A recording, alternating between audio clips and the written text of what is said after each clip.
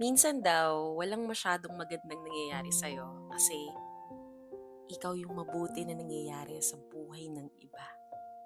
At kung ikaw yung tipo ng tao na laging nandyan, laging sumasalo, laging nagiging matatag kahit pagod ka na, ikaw yung nagbibigay kahit kulang ka na rin, at ikaw yung nagpapatawad kahit ikaw yung nasaktan.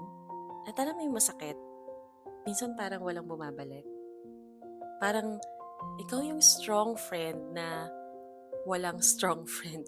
Ikaw yung sandalan ng lahat, pero pag ikaw yung napagod, parang wala.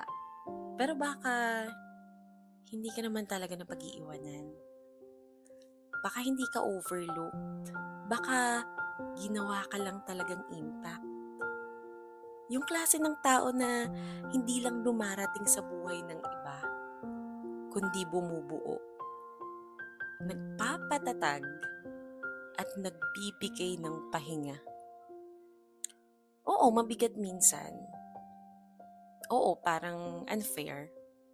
May mga araw na mapapatanong ka na rin na, Lord, pwede ako naman. Pero huwag mong kalimutan kung sino ka. Kasi hindi basta-basta dumarating ang mga taong katulad mo. Ikaw yung tahimik na dahilan kung bakit may hindi sumuko.